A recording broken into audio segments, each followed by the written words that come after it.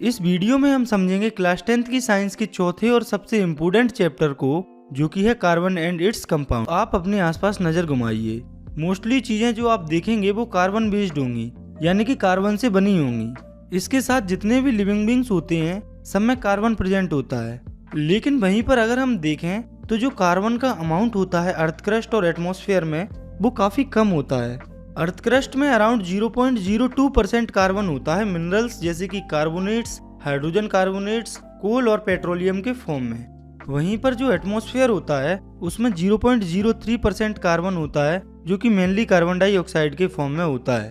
तो अब आप सोचिए कि कार्बन तो इतना कम क्वांटिटी में प्रेजेंट होता है नेचर में, फिर भी इसे इतना इम्पोर्टेंट क्यों समझा जा रहा है कि इस पर हम पूरा का पूरा चैप्टर पढ़ रहे हैं। तो ये सब कार्बन की कुछ स्पेशल प्रॉपर्टीज की वजह से होता है जो उसमें होती हैं। इस चैप्टर में आगे हमें उन्हीं प्रॉपर्टीज की बात करनी है जो कार्बन को इतना इम्पोर्टेंट बनाती हैं हमारे लिए।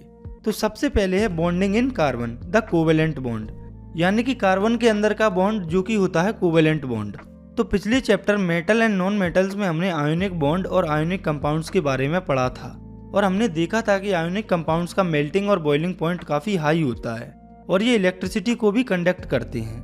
वहीं पर अगर हम बात करते हैं कार्बन के कंपाउंड्स की प्रॉपर्टीज की, तो वो बिल्कुल इनकी अपोजिट होती हैं। जैसे कि इनका मेल्टिंग और बॉइलिंग पॉइंट काफी कम होता है आयोनिक कंपाउंड्स के कंपैरिजन में। तो यहाँ से हम ये कंक्लूड कर सकते हैं कि कोवेलेंट कंपाउंड्स के मॉलिक्यूल्स के बीच में फोर्स ऑफ अट्रैक्शन कम होता है, तभी तो इनका मेल्टिंग और बॉइलिंग पॉइंट काफी कम होता है। इसके साथ कोवेलेंट कंपाउंड्स इलेक्ट्रिसिटी को कंडक्ट नहीं करते। तो ये कंपाउंड्स इलेक्ट्रिसिटी को कंडक्ट नहीं करते मतलब कि इनमें आयंस फॉर्म नहीं होते, क्योंकि अगर कोवेलेंट कंपाउंड्स में आयंस फॉर्म होते तो वे भी इलेक्ट्रिसिटी को कंडक्ट करते। तो आप कार्बन एलिमेंट पर नजर डालिए। कार्बन का एटॉमिक नंबर होता है 6, इसकी इलेक्ट्रॉनिक कॉन्फ़िगरेशन होती है 2-4, कुछ इस तरह से।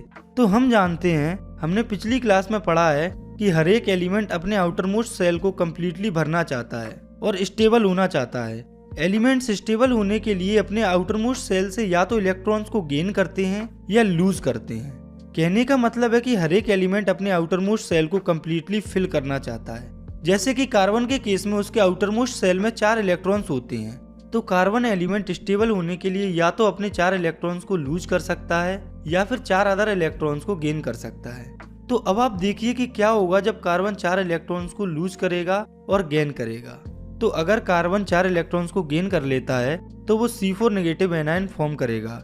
तो अब आप देखिए, कार्बन ने 4 अदर इलेक्ट्रॉन्स को गेन कर लिया और कार्बन में प्रोटॉन होते हैं 6।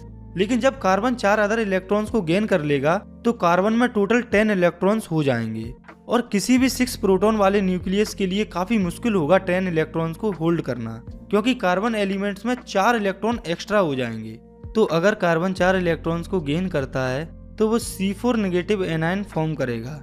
लेकिन ये कार्बन जिसमें 6 प्रोटॉन है उसके लिए काफी डिफिकल्ट होगा 10 इलेक्ट्रॉन्स को होल्ड करना, क्योंकि 4 इलेक्ट्रॉन्स को गेन करने से कार्बन एलिमेंट में 4 एक्स्ट्रा इलेक्ट्रॉन्स हो जाएंगे, जिससे 6 प्रोटॉन वाले न्यूक्लियस के लिए काफी डिफिकल्टी हो जाएगी 10 इलेक्ट्रॉन्स को होल्ड करना। वहीं पर अगर कार्बन एलिमेंट स्टेबल होने के लिए 4 इलेक्ट्रॉन्स को लूज करता है तो वो C4 पॉजिटिव कैटायन फॉर्म करेगा। लेकिन यहाँ भी दिक्कत ये है कि एक साथ 4 इलेक्ट्रॉन्स को लूज करने के लिए काफी ज्यादा एनर्जी की जरूरत होती है, और हम जनरली ये एनर्जी दे भी नहीं सकते हैं। और अगर हम ये एनर्जी दे भी देते हैं तो 4 इलेक्ट्रॉन्स के लूज से कार्बन में बस 2 ही इलेक्ट्रॉन बचेंगे, जिससे कि पूरा का पूरा कार्बन एलिमेंट डिसबैलेंस हो जाएगा। तो अब आप देखिए, प्रैक्टिकली तो कार्बन ना ही इलेक्ट्रॉन्स को लूज करके और ना ही इलेक्ट्रॉन्स को गेन करके स्टेबल हो सकता है, क्योंकि अभी हमने देखा कि अगर कार्बन 4 इलेक्ट्रॉन्स को गेन करता है तो वो डिसबैलेंस हो जाता है, और वो अगर 4 इलेक्ट्रॉन्स को लूज करता है तो 4 इलेक्ट्रॉन्स को एक साथ लूज करना प्रैक्टिकली पॉसिबल नहीं है। तो कहने का मतलब ये है कि कार्बन इलेक्ट्रॉन्स को गेन करके और लूज करके स्टेबल नहीं हो पाता है। तो कार्बन अपनी इस प्रॉब्लम को सॉल्व करता है अपने इलेक्ट्रॉन्स को शेयर करके दूसरे कार्बन एटम्स के साथ या फिर दूसरे एलिमेंट के एटम्स के साथ। सिर्फ कार्बन ही नहीं, काफी सारे और भी ऐसे एलिमेंट्स होते हैं जो इलेक्ट्रॉन्स को शेयर करके स्टेबल होते हैं और मॉलिक्यूल्स फॉर्म करते हैं।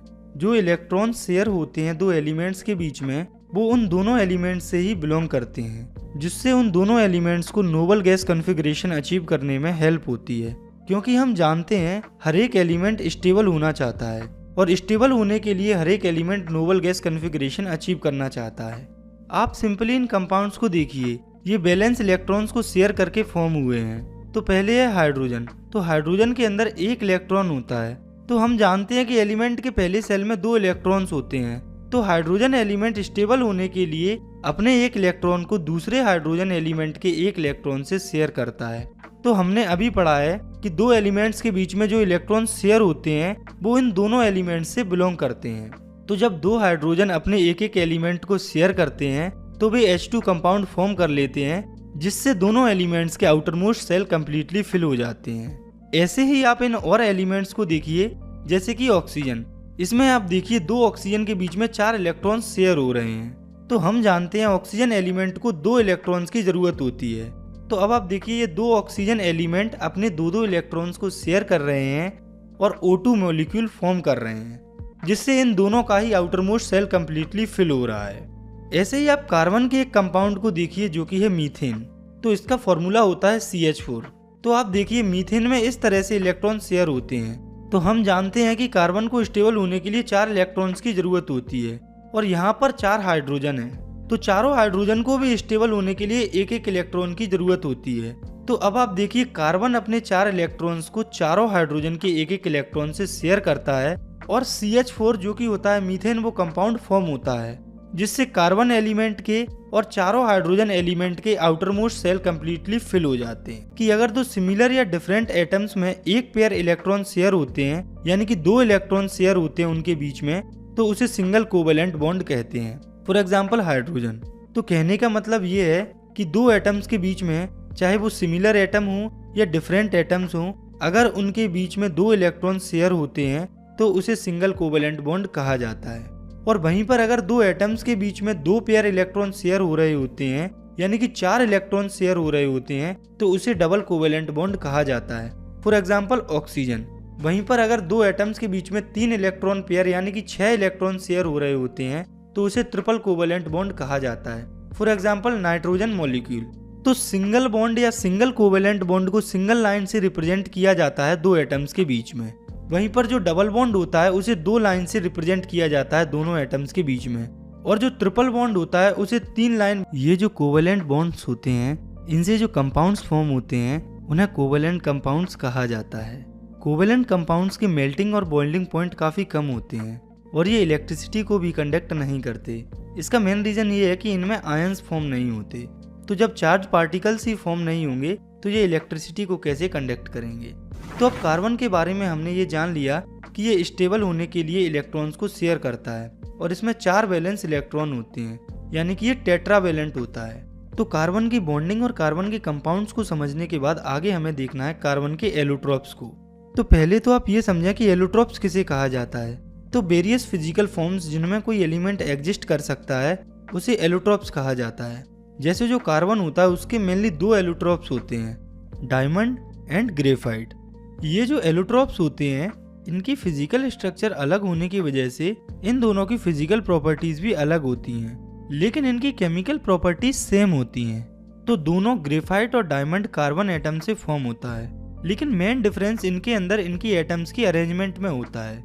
जैसे जो डायमंड होता है उसके अंदर हर एक कार्बन एटम 4 दूसरे कार्बन एटम से बॉन्डेड होता है और उसमें रिगिड 3 डायमेंशनल स्ट्रक्चर फॉर्म होती है कुछ इस तरह से। वहीं पर ग्रेफाइट के अंदर हर एक कार्बन एटम बॉन्डेड रहता है 3 कार्बन एटम्स के साथ सेम प्लेन में हेक्सागोनल अरे के फॉर्म में, कुछ इस तरह से। इनमें से एक बॉन्ड डबल बॉन्ड होता है क्योंकि कार्बन की बैलेंसी को सेटिस्फाई करना होता है। तो डायमंड और ग्रेफाइट की इन्हीं डिफरेंट स्ट्रक्चर्स की वजह से इनकी फिजिकल प्रॉपर्टीज डिफरेंट होती हैं। जैसे कि डायमंड जो है वो काफी ज्यादा हार्ड होता है, ये हार्डेस्ट सब्सटेंस होता है अर्थ पर। वहीं पर जो ग्रेफाइट होता है वो स्मूथ एंड स्लिपरी होता है। इसके साथ ग्रेफाइट नॉन मेटल होने के बावजूद भी इलेक्ट्रिसिटी को कंडक्ट करता है। तो ये आप देख सकते हैं कि स्ट्रक्चर डिफरेंट होने के कारण कार्बन के ही 2 एलोट्रोप जो कि हैं ग्रेफाइट और डायमंड, वो किस तरह से एक दूसरे से डिफरेंट होते हैं, लेकिन इनकी केमिकल प्रॉपर्टीज सेम होती हैं। ये जो डायमंड्स होते हैं इन्हें हम खुद भी प्रिपेयर कर सकते हैं प्योर कार्बन को हाई टेम्परेचर एंड प्रेशर पर रखकर। और ये जो सिंथेटिक डायमंड्स हम प्रिपेयर करते हैं वो साइज में छोटे होते हैं नेचुरल डायमंड से। वैसे इनमें कोई डिफरेंस नहीं होता, ये सिर्फ साइज में छोटे होते हैं। अभी रिसेंट टाइम में कार्बन का एक नया एलोट्रोप डिस्कवर हुआ है। पहले इसको C60 के फॉर्म में आइडेंटिफाई किया गया था क्योंकि इसमें कार्बन एटम्स फुटबॉल की शेप में अरेंज थे, लेकिन साइंटिस्ट ने अभी इसे नाम दिया है बकमिंस्टर फुलरेंस। तो ये भी कार्बन का एक एलोट्रोप ऑफ कार्बन को। तो वर्सेटाइल नेचर का मतलब होता है इसकी एबिलिटी बॉन्ड फॉर्म करने की दूसरे एटम्स के साथ और ज़्यादा से ज़्यादा कार्बन कंपाउंड्स को फॉर्म करने की। यानी कि हम कह सकते हैं वर्सेटाइल नेचर का मतलब है कार्बन की ऐसी क्वालिटी जिससे वो ज़्यादा से ज़्यादा कंपाउंड्स फॉर्म कर पाते हैं। तो कार्बन जो है वो दो फैक्टर्स के कारण वर्सेटाइल होता है, जो कि है कैटिनेशन और टेट्रावेलेंसी। तो पहले हम समझते हैं कैटिनेशन को। तो कार्बन के अंदर एक एबिलिटी होती है दूसरे कार्बन एटम से जुड़ने की और लॉन्ग चेन और लार्ज मॉलिक्यूल्स फॉर्म करने की।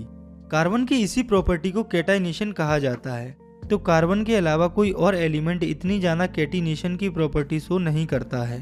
तो आप बस इतना याद रखें कि कार्बन के अंदर ही दूसरे कार्बन एटम्स के साथ सबसे लंबे बॉन्ड्स बनाने की एबिलिटी होती है, जो कि किसी अदर एलिमेंट में नहीं होती। तो ये था कार्बन के वर्सेटाइल होने के पीछे पहला फैक्टर। वहीं पर बात करें हम दूसरे फैक्टर की, तो वो है टेट्रावैलेंसी। तो हम जानते हैं कि कार्बन की वैलेंसी होती है 4। तो इसका मतलब है कि कार्बन 4 अदर कार्बन एटम्स या 4 अदर मोनोवैलेंट एलिमेंट्स के साथ बॉन्ड फॉर्म कर सकता है, जैसे oxygen, hydrogen, nitrogen, sulphur, chlorine या और भी कई एलिमेंट्स के साथ। तो कार्बन टेट्रावैलेंट होने के कारण काफी सारे एलिमेंट्स के साथ बॉन्ड फॉर्म कर पाता है। और कार्बन जिन एलिमेंट्स के साथ बॉन्ड फॉर्म करके जो कंपाउंड्स बनाता है वो काफी स्टेबल होते हैं। यानी कि कार्बन के जो कंपाउंड्स होते हैं वो काफी स्टेबल होते हैं, और इसके पीछे का मेन रीजन होता है कार्बन का स्मॉल साइज का होना। इसके बाद अब हमें समझना है कार्बन के कंपाउंड्स के बारे में। तो कार्बन के कंपाउंड्स बेसिकली 2 टाइप्स के होते हैं, जो कि है सैचुरेटेड कार्बन कंपाउंड्स और अनसैचुरेटेड कार्बन कंपाउंड्स। तो सैचुरेटेड कार्बन कंपाउंड्स वे कंपाउंड्स होते हैं जिनमें सिर्फ सिंगल बॉन्ड होता है कार्बन एटम्स के बीच में। वहीं पर अनसैचुरेटेड हाइड्रोकार्बन्स वो होते हैं जिनके अंदर डबल या ट्रिपल बॉन्ड होता है कार्बन एटम्स के बीच में। तो जो सैचुरेटेड कंपाउंड्स होते हैं वो जनरली कम रिएक्टिव होते हैं, वहीं पर अनसैचुरेटेड कार्बन कंपाउंड्स ज़्यादा रिएक्टिव होते हैं सैचुरेटेड कंपाउंड से। तो कार्बन कंपाउंड्स मेनली या मेजरली सिर्फ कार्बन और हाइड्रोजन से बने होते हैं और उन्हें हाइड्रोकार्बन्स कहा जाता है।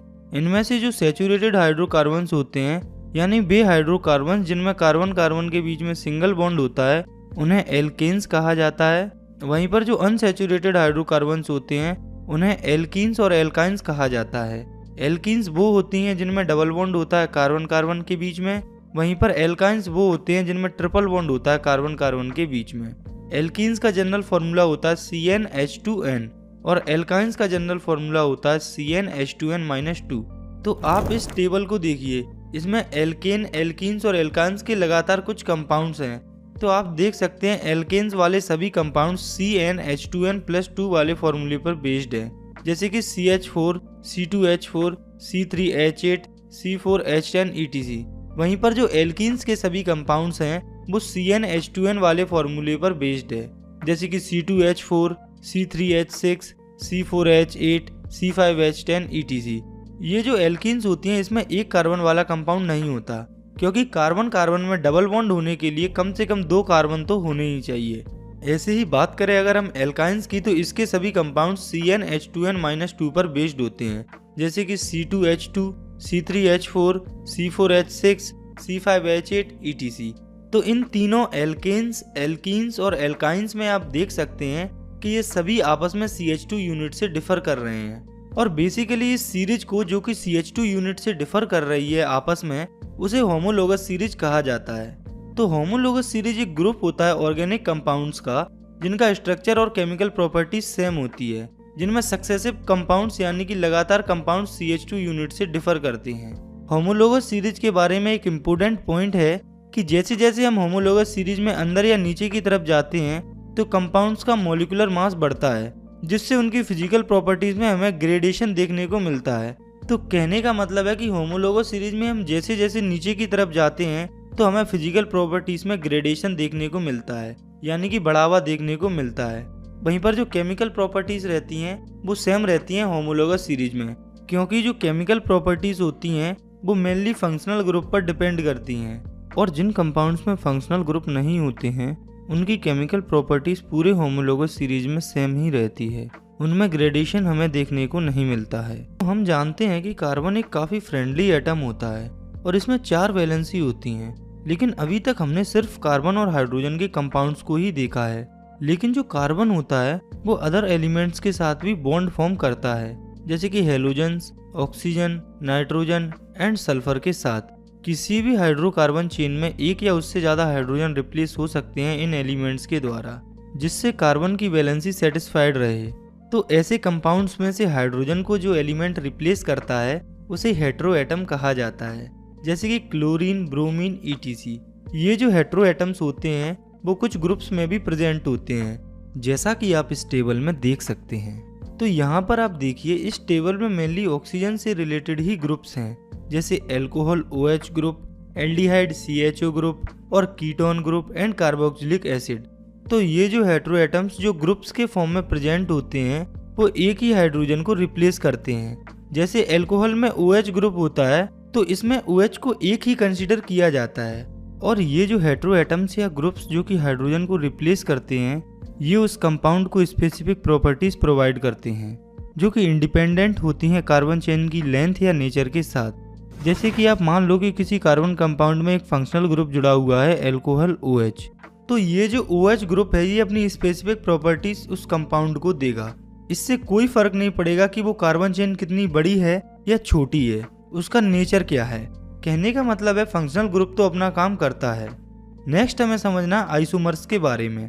तो आइसोमर्स उन कंपाउंड्स को कहा जाता है जिनका मॉलिक्यूलर फॉर्मूला सेम होता है लेकिन स्ट्रक्चर डिफरेंट होती है। जैसे एक कंपाउंड होता है पेंटेन C5H12।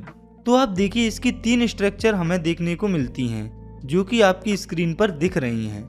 आगे हमें देखना है एक काफ़ी इंपॉर्टेंट टॉपिक को, जो कि है नोमेनक्लेचर ऑफ कार्बन कंपाउंड्स, यानी कार्बन कंपाउंड्स का नामकरण। तो इन्हें नाम देने की जो प्रोसेस है ये सब काम एक कमेटी करती है जो कि है IUPAC, जिसका फुल फॉर्म है international union of pure and applied chemistry. इस कमेटी ने कार्बन कंपाउंड्स को नाम देने के लिए कुछ रूल्स बनाए हैं। यहाँ हम इनकी डिटेलिंग में नहीं जाएंगे, हम यहाँ सिर्फ इतना समझेंगे जितना आपके बोर्ड एग्जाम के लिए इनफ हो। तो हर एक कार्बन कंपाउंड के 3 मेन पार्ट्स होते हैं जो कि है प्रीफिक्स, रूट वर्ड और सफिक्स।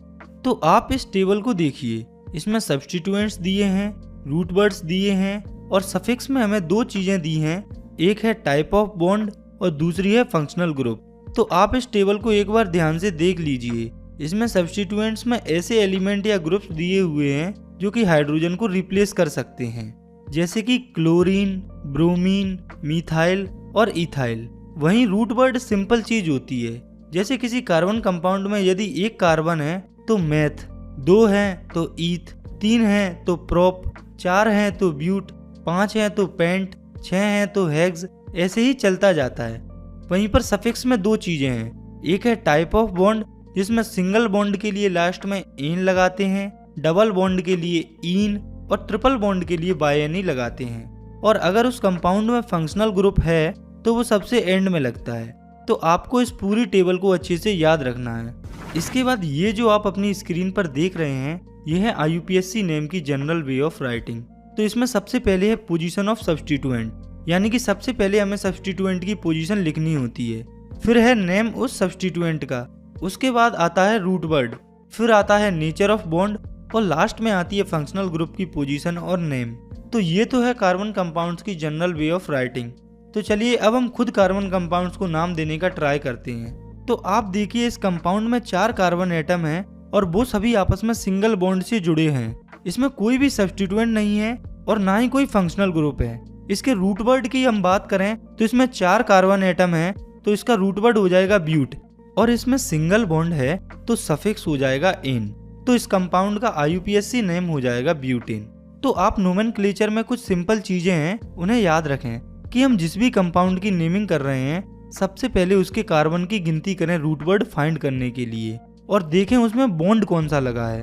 और अगर उस कंपाउंड में सब्स्टिट्यूएंट ग्रुप है तो गिनती वहां से करें और सब्स्टिट्यूएंट जो ग्रुप होता है उसे आप स्टार्टिंग में लगाएं। और अगर कंपाउंड्स में फंक्शनल ग्रुप भी प्रेजेंट है तो आप गिनती सब्स्टिट्यूएंट ग्रुप को छोड़कर फंक्शनल ग्रुप से करें।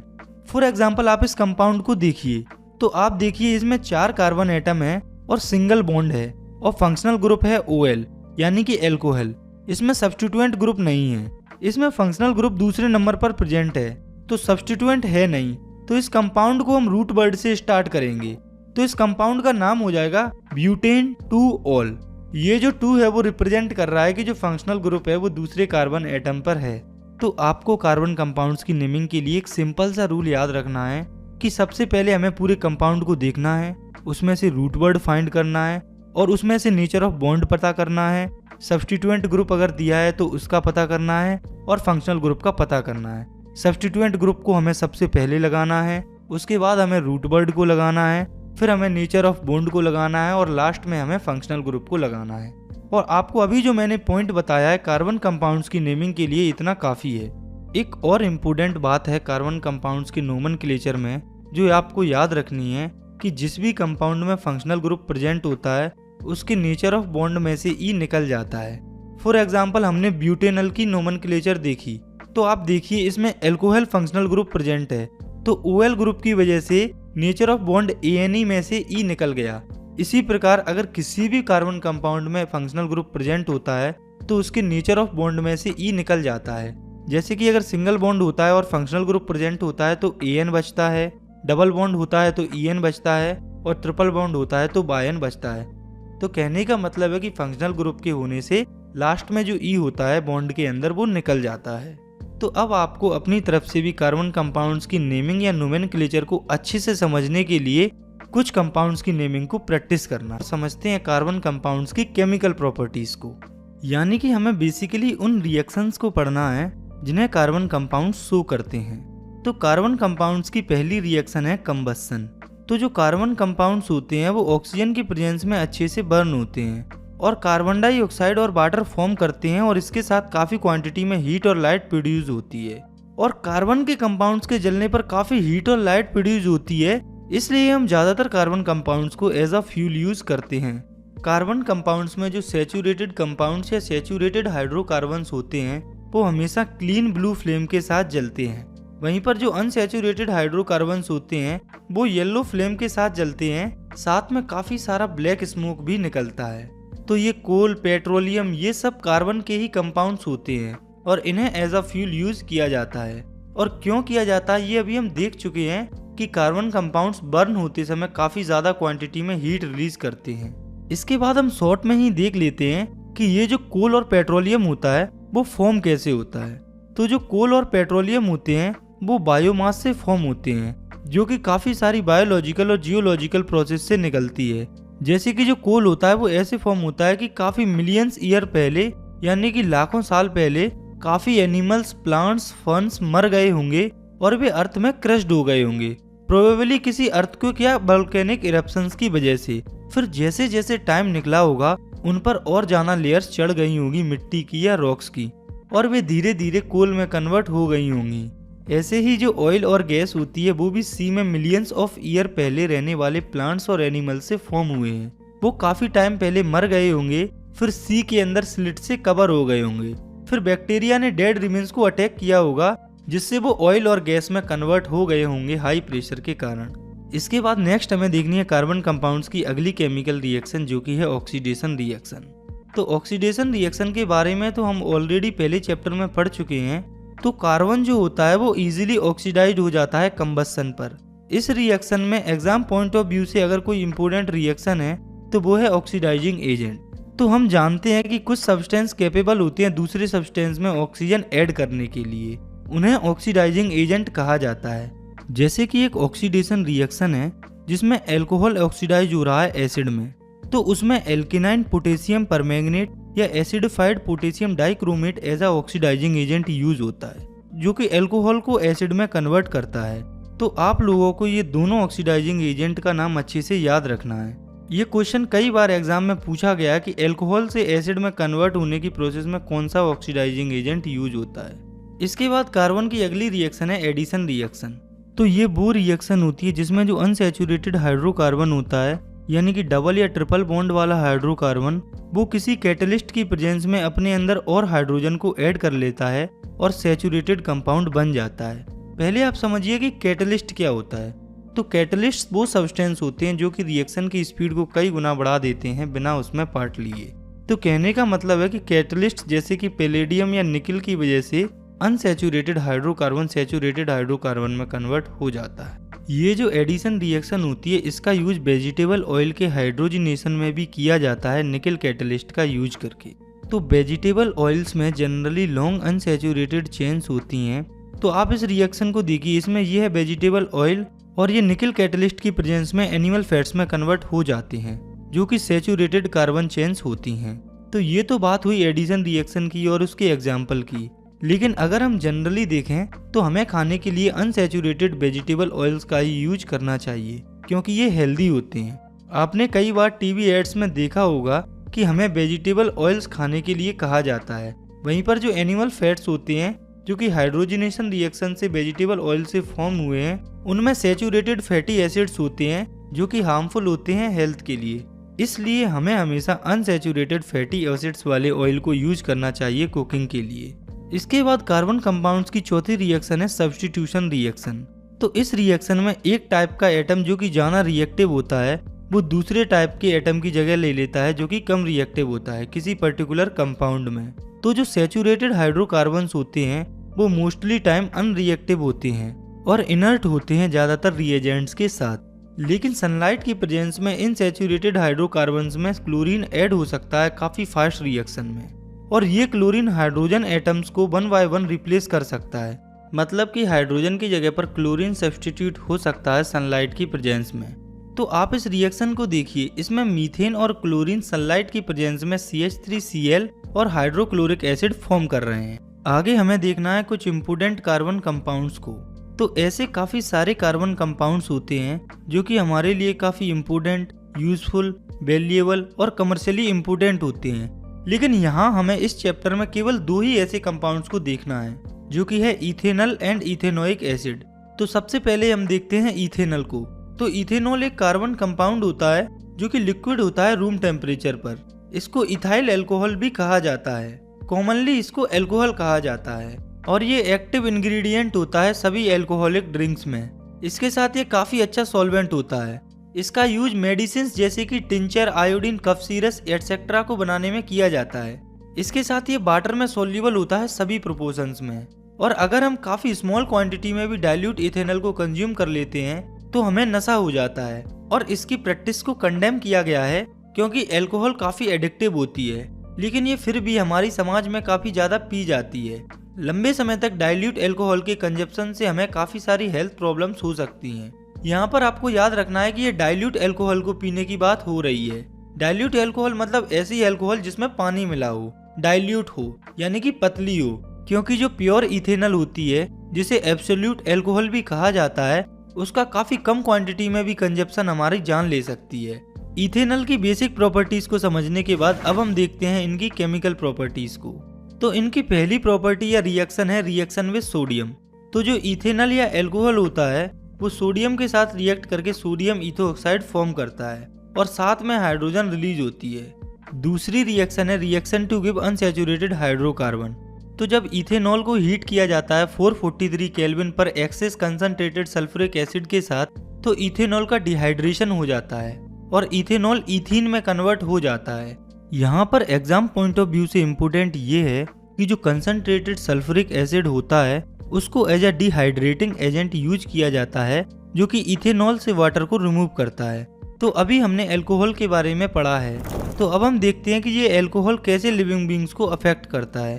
तो जब हम लार्ज क्वांटिटी में इथेनॉल को कंज्यूम करते हैं तो ये हमारी मेटाबॉलिक प्रोसेस को स्लो कर देता है और ये सेंट्रल नर्वस सिस्टम को डिप्रेस कर देता है जिसकी वजह से कोऑर्डिनेशन में दिक्कत आती है, मेंटल कंफ्यूजन होता है और इंडिविजुअल रिलैक्स फील करता है। उसके सेंस ऑफ जजमेंट को रियलाइज नहीं कर पाता है और ये काफी एडिक्टिव होती है, इसकी लत लग जाती है। इसलिए आपने कभी किसी शराबी को देखा होगा तो आपने नोटिस किया होगा कि वह हर टाइम शराब की जुगाड़ में लगा रहता है। तो जैसे इथेनॉल होता है वैसे ही एक और कंपोनेंट होता है मीथेनॉल। अगर हम इसे थोड़ी सी भी क्वांटिटी में कंज्यूम कर लेते हैं तो इससे हमारी डेथ हो सकती है क्योंकि ये जो मीथेनॉल होता है वो हमारे लिवर में ऑक्सीडाइज्ड हो जाता है मीथेनॉल में, जो कि हमारे प्रोटोप्लाज्म को कोएगुलेट कर देता है। इसके साथ ये हमारे ऑप्टिक नर्व को भी इफेक्ट करता है और ब्लाइंडनेस भी कॉज करता है। तो हम जानते हैं कि इथेनॉल जो होता है वो एक इम्पोर्टेंट इंडस्ट्रियल सॉल्वेंट होता है और हम ये भी जानते हैं कि शराब कितनी भी बन जाए ये हमेशा पीने वालों के लिए कम ही पड़ जाती है। तो ऐसे तो जो इथेनॉल इंडस्ट्रियल यूज के लिए बनता है उसे भी लोग शराब बनाने में यूज कर लेंगे। तो इंडस्ट्रियल यूज के लिए इथेनॉल को बचाने के लिए इसे ड्रिंकिंग के लिए अनफिट बनाया जाता है, इसमें पॉइजनस सब्सटेंस जैसे कि मिथेनॉल को ऐड करके। कभी कभी डाइस भी यूज की जाती हैं अल्कोहल को ब्लू कलर देने के लिए, जिससे कि ये कंफर्म किया जा सके कि ये अल्कोहल ड्रिंकिंग के लिए नहीं है। और जो अल्कोहल ड्रिंकिंग के लिए नहीं होती है उसे डीनेचर्ड अल्कोहल कहा जाता है। इसके साथ ये जो इथेनॉल या अल्कोहल होता है इसको कुछ कंट्रीज एज अ फ्यूल भी यूज करने लगी हैं पेट्रोल में मिक्स करके, क्योंकि ये सफिशिएंट एयर में बर्न होने पर सिर्फ कार्बन डाइऑक्साइड और वाटर ही फॉर्म करती है। इथेनॉल के बाद दूसरा कार्बन कंपाउंड जो कि हमें समझना है वो है इथेनोइक एसिड। तो इथेनोइक एसिड को कॉमनली एसिटिक एसिड भी कहा जाता है, जो कि एक ग्रुप ऑफ एसिड से बिलोंग करता है जिसे कार्बोक्सिलिक एसिड कहा जाता है। यानी कि 5 to 8% एसिटिक एसिड वाटर के अंदर विनेगर कहा जाता है, जिसे हम एज अ प्रिजर्वेटिव यूज करते हैं पिकल्स में। तो जो प्योर इथेनोइक एसिड होता है उसका मेल्टिंग पॉइंट होता है 290 केल्विन। यहाँ आप ध्यान दीजिए कि ये टेम्परेचर केल्विन में है, यानी कि इसका मेल्टिंग पॉइंट काफी कम होता है और विंटर सीजन में कोल्ड क्लाइमेट्स वाली जगह पर ये फ्रीज हो जाता है, जिससे इसका एक और नाम पड़ा है glacial acetic acid. Ethanoic acid या एसिटिक एसिड जो है वो एसिड के ग्रुप से बिलोंग करते हैं और इनमें एसिडिक नेचर भी होता है, लेकिन ये अदर मिनरल एसिड्स जैसे कि HCl की तरह कम्प्लीटली आयोनाइज नहीं होती, क्योंकि ये वीक एसिड्स होते हैं। इसके बाद है इथेनोइक एसिड की केमिकल रिएक्शन। पहली रिएक्शन है ईस्टेरिफिकेशन रिएक्शन। तो इस रिएक्शन में ईस्टर फॉर्म होता है। तो जब इथेनोइक एसिड रिएक्ट करता है एब्सोल्यूट अल्कोहल के साथ किसी एसिड कैटलिस्ट की प्रेजेंस में तो ईस्टर फॉर्म होता है, जैसा कि आप इस रिएक्शन में देख सकते हैं। तो generally Easter sweet smelling substance होते हैं, यानी कि इनकी खुशबू स्वीट होती है, इसलिए इनको परफ्यूम्स बनाने में और as a flavouring agent use किया जाता है। तो अभी हमने देखा एसिड कैटलिस्ट की प्रेजेंस में इथेनॉल और इथेनोइक एसिड की रिएक्शन से ईस्टर फॉर्म होता है। अगर हम इस ईस्टर को सोडियम हाइड्रोक्साइड से ट्रीट कर देते हैं तो ये दोबारा से अल्कोहल और कार्बोक्सिलिक एसिड के सोडियम सॉल्ट्स में टूट जाता है। इस रिएक्शन को सोपेनिफिकेशन रिएक्शन भी कहा जाता है, क्योंकि सोप्स की फॉर्मेशन में यही रिएक्शन यूज होती है। तो ये आप इस रिएक्शन को देखिए, इसमें ये ईस्टर सोडियम हाइड्रोक्साइड की प्रेजेंस में इथेनॉल और sodium salts of ethanoic acid में कन्वर्ट हो रहा है, और यही जो रिएक्शन है वो सोप के फॉर्मेशन में होती है। तो जो सोप्स होते हैं वो सोडियम या पोटेशियम सॉल्ट्स होते हैं लॉन्ग चेन कार्बोक्सिलिक एसिड के। सोप्स के बारे में हम अगले टॉपिक में जानेंगे। अभी हमें देखना है इथेनोइक एसिड की दूसरी रिएक्शन को, जो कि है रिएक्शन विद बेस। तो जनरली मिनरल एसिड्स की तरह इथेनोइक एसिड भी बेस जैसे कि सोडियम हाइड्रोक्साइड से रिएक्ट करता है, और सॉल्ट जैसे कि सोडियम इथोनेट, जिसे कॉमनली सोडियम एजिटेट भी कहा जाता है, वो फॉर्म होता है, और साथ में वाटर भी फॉर्म होता है, जैसा कि आप इस रिएक्शन में देख सकते हैं। इथेनोइक एसिड की तीसरी रिएक्शन है reaction with carbonates and hydrogen carbonates. तो इथेनोइक एसिड कार्बोनेट्स और हाइड्रोजन कार्बोनेट्स दोनों के साथ ही रिएक्ट करके सॉल्ट, कार्बन डाइऑक्साइड और वाटर फॉर्म करते हैं। तो जो सॉल्ट कॉमनली फॉर्म होता है वो है सोडियम एसीटेट, जैसा कि आप इन दोनों रिएक्शन में देख सकते हैं। तो कहने का मतलब है इथेनोइक एसिड्स और हाइड्रोजन कार्बोनेट्स के साथ रिएक्ट करके सोडियम एसीटेट सॉल्ट, वाटर और कार्बन डाइऑक्साइड फॉर्म करते। तो सोप्स के बारे में हमने थोड़ी देर पहले ही देखा है कि ये सोडियम या पोटेशियम सॉल्ट्स होते हैं लंबी चेन कार्बोक्सिलिक एसिड के, जिनकी क्लींजिंग प्रॉपर्टीज होती हैं वाटर के अंदर।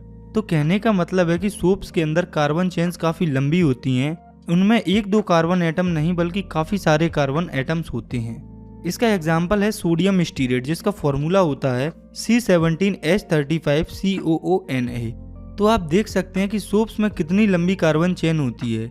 इसका जनरल रिप्रेजेंटेशन होता है RCOONA। यहाँ पर ये जो R है वो इस हाइड्रोकार्बन C17H35 को रिप्रेजेंट कर रहा है।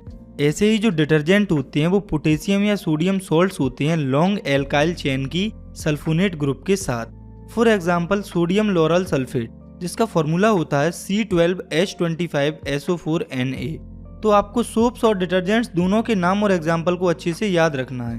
तो सोप का नाम होता है सोडियम स्टीरेट और डिटर्जेंट्स का नाम है सोडियम लोरल सल्फेट। तो हम सोप या डिटर्जेंट दोनों के ही मॉलिक्यूल्स की बात करें तो दोनों के ही मॉलिक्यूल्स में 2 पार्ट्स होते हैं, जो कि है हाइड्रोफिलिक पार्ट और hydrophobic part. Hydrophilic part water loving part होता है, यानी कि ये पार्ट वाटर से जुड़ता है। दूसरा है हाइड्रोफोबिक पार्ट, तो ये वो पार्ट होता है जो कि वाटर से दूर भागता है। तो चलिए अब हम सॉल्ट का एक एग्जाम्पल लेते हैं। तो ये है सोप, जिसका फॉर्मूला है RCOONA, और ये वाटर में जाके आयोनाइज हो जाता है RCOO नेगेटिव और Na पॉजिटिव में। तो आप इस पार्ट को देखिए, RCOO नेगेटिव, इसमें यह है लॉन्ग कार्बन चेन और ये है शॉर्ट आयोनिक एंड, जिसमें से कार्बन चेन जो कि हाइड्रोफोबिक होती है, यानी कि वो वाटर से दूर भागती है। वहीं पर आयोनिक एंड जो कि हाइड्रोफिलिक होता है, वो वाटर की तरफ जाता है। तो सोप मॉलिक्यूल में हमारे पास एक हाइड्रोफोबिक टेल है और एक हाइड्रोफिलिक हेड है। तो सोप को समझने के बाद अब हम देखते हैं इसकी क्लींजिंग एक्शन, मतलब कि ये क्लीनिंग कैसे करता है। तो अब आप इस डायग्राम को देखिए, यह है सोप मॉलिक्यूल्स वाटर के अंदर। आप यहाँ पर देख सकते हैं कि जो हाइड्रोफिलिक हेड है वो वाटर की तरफ है और ये जो हाइड्रोफोबिक टेल है वो वाटर से दूर दूर है। तो जब हम सोप सॉल्यूशन में गंदे कपड़ों को डालते हैं तो सोप का जो हाइड्रोफिलिक एंड होता है वो जुड़ जाता है वाटर के साथ, और जो हाइड्रोफोबिक एंड होता है वो वाटर से दूर भागता है और वो ऑयल और डर्ट से जुड़ जाता है। और जब हम इसे वॉश करते हैं तो ऑयल और डर्ट सोप सॉल्यूशन के साथ ही निकल जाती है। इसलिए आपने देखा भी होगा कि जब हम कपड़े को सिर्फ पानी से वॉश करते हैं तब ये ऑयल और डर्ट साफ नहीं होती, क्योंकि उसमें कोई हाइड्रोफोबिक एंड नहीं होता, मतलब कि कोई ऐसा एंड नहीं होता जो वाटर को छोड़कर ऑयल और डर्ट से जुड़े। ये जो पूरी स्ट्रक्चर आप देख रहे हैं इसे मिसल्स कहा जाता है। तो ये थी सोप्स की क्लींजिंग एक्शन। तो ये जो क्लींजिंग एक्शंस अभी आपने देखी है, ये सोप्स और डिटर्जेंट्स दोनों के लिए ही कॉमन होती है, क्योंकि दोनों में ही हाइड्रोफिलिक और हाइड्रोफोबिक पार्ट होते हैं। आगे हमें ये देखना है कि सोप्स हार्ड वाटर के अंदर क्यों काम नहीं करते हैं। तो ऐसा इसीलिए होता है क्योंकि हार्ड वाटर के अंदर कैल्शियम या मैग्नीशियम आयंस प्रेजेंट होते हैं, और ये आयंस जैसे ही सोप से रिएक्ट करते हैं ये स्कम फॉर्म करते हैं। तो स्कम जो है वो एक तरह से प्रेसिपिटेट होता है। तो कैल्शियम आयंस की वजह से सोप प्रेसिपिटेट बनाता है और ये नीचे बॉटम पर कलेक्ट हो जाता है, जिससे झाग या फॉर्म नहीं बन पाता है, जिसकी वजह से मिसल्स फॉर्मेशन या सोप की क्लींजिंग एक्शन काम नहीं करती। तो आपको ये याद रखना है कि सोप्स हार्ड वाटर में इसलिए काम नहीं करते हैं क्योंकि हार्ड वाटर में सोडियम और मैग्नीशियम आयंस प्रेजेंट होते हैं, वो सोप के साथ स्कम या प्रेसिपिटेट फॉर्म करते हैं, जिससे सोप हार्ड वाटर में सही से काम नहीं करता। तो लास्ट में आप इस टेबल पर नज़र डाल लीजिए जिसमें सोप्स और डिटर्जेंट्स के बीच में बेसिक डिफरेंस दिए हुए हैं। तो आज की वीडियो में केवल इतना ही। अगर आपको ये वीडियो पसंद आई है तो आप इसे लाइक कर सकते